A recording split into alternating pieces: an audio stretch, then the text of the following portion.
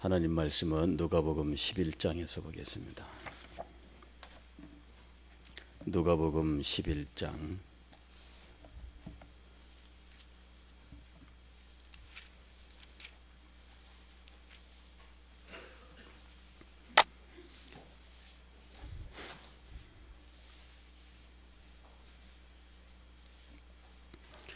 누가복음 11장 1절 한 절 말씀 봉독하겠습니다. 예수께서 한 곳에서 기도하시고 마치심에 제자 중 하나가 여짜오되 주여 요한이 자기 제자들에게 기도를 가르친 것과 같이 우리에게도 가르쳐 주옵소서. 아멘. 예수 그리스도를 바라보라. 왜냐하면 예수 그리스도는 믿음의 주요 또 온전케 하시는 분이시기 때문이다 하는 사실에 대해서 지난 주일까지 우리가 생각을 했습니다. 그러면서 예수 그리스도를 바라볼 때 그분이 십자가를 참으신 사실, 그리고 이 십자가를 참으시기까지 예수님께서 가지셨던 마음에 대해서도 생각을 했습니다. 예수님이 가지셨던 마음, 그것은 하나님 중심의 마음이었습니다. 즉 성부, 성자, 성령 삼위일체 하나님은 그 모든 것에서 동등하신 분입니다. 그럼에도 불구하고 성자 예수께서는 성부 아버지의 뜻을 중심으로 행하셨습니다. 그래서 성부께서 세우신 이 구속의 계획, 즉 죄인들을 구원코자 하시려는 이 구속의 계획에 동참하셨고, 그리고 성부께서 이 일을 주장하도록 하시며 자신은 육신을 입고 이 땅에 오셔서 낮고 천한 일들을 감당하기로 하셨습니다. 이 일에 대하여 빌립보서 2장에서는 그는 근본 하나님의 본체시나 하나님과 동등됨을 주장하지 않으셨다. 그렇게 생각지도 않았다. 그리고 오히려 자기를 비워 종의 형체를 가졌다고 말씀합니다. 자기를 비웠어요. 자기 속에 우리 같으면은 높아지려는 마음, 자기가 최고가 되고 싶은 마음, 세상이 자기를 중심으로 돌고 있다고 생각하는 마음, 누구든 자기를 중심으로 행해야 된다고 생각하는 마음, 이런 자아가 있습니다. 자기를 비워 이 자기라고 불렀던 이 자아라고 하는 것은 어쨌든 자기 중심으로 흘러가야 돼요. 우리가 잘못되기 쉬운, 그리고 흔히 보는 믿음의 모습은 자기 중심의 믿음입니다. 이것은 하나님도 자기를 중심으로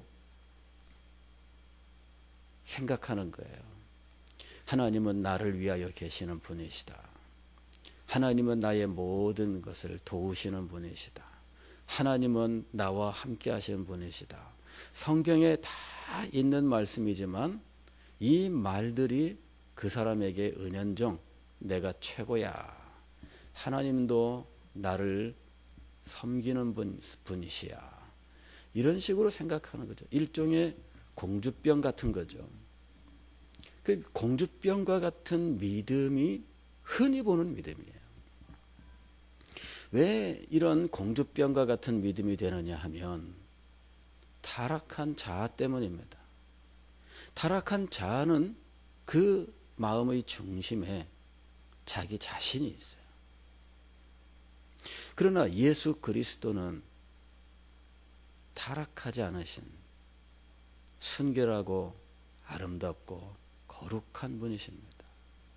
하나님이 그 중심에 있어요. 타락한 자아와 타락하지 않은 자아의 차이,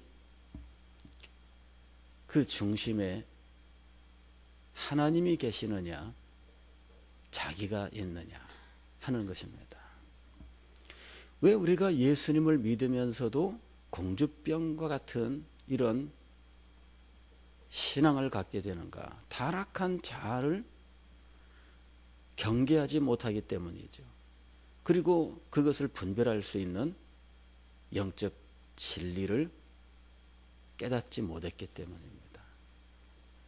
예수 그리스도는 하나님 중심의 분으로서 죄인을 구원하시려는 모든 구속 사역에 있어서 하나님을 존중하셨고 하나님의 뜻을 자기의 뜻으로 삼아 육신을 입고 마지막 십자가를 지시는 그 순간에 내 뜻대로 마옵시고 아버지의 뜻대로 행하기를 기도하셨던 분이죠.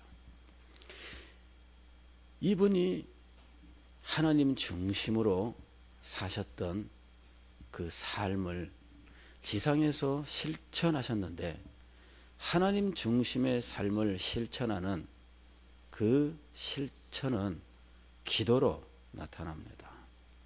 예수님께서는 비록 하나님이시지만 자기를 비웠다고 했을 때 하나님 되심을 포기하신 것은 아닙니다. 다만 하나님으로서 성부 하나님과 주장하고 다투고 그러는 마음을 갖지 않고 성부 하나님의 뜻을 중심으로 행하셨죠. 자기를 비우신 거예요. 그러나 육신을 입고 계시는 동안에 육신을 입은 사람들로서 어떻게 해야 될지 우리 주님께서는 그 본을 보여주셨습니다. 예수님께서는 사역하는 동안 늘 기도의 삶을 사셨습니다. 제자들과 함께 여행하는 동안에 사람들이 많이 밀려와서 바쁘고 힘든 순간에도 예수님께서는 따로 기도하는 자리라 시간을 내셨습니다. 무리를 작별하신 후에 기도하러 산으로 가시니라. 무리를 보내신 후에 기도하러 따로 산에 올라가시더라. 저물매 거기 혼자 계시더니 예수님께서는 기도하러 가셨어요. 사역과 기도, 이것이 예수님의 생애의 모습이었습니다. 이때에 예수께서 기도하시러 산으로 가서 밤이 새도록 하나님께 기도하시고, 예수님은 기도하는 분이셨습니다. 새벽 아직도 밝기 전에 예수께서 일어나 나가 한적한 곳으로 가서 거기서 기도하시더니, 예수님께서 숙소에 계시지 않으면 제자들은 당연히 기도하러 가신 줄 알았습니다. 그래서 숙소에 안 계시면 한적한 곳으로 나가면 예수님을 거기서 만날 수 있었습니다. 제자들은 예수님께 볼 일이 있으면 기도하는 곳으로 찾아왔어요. 주님, 사람들이 찾습니다.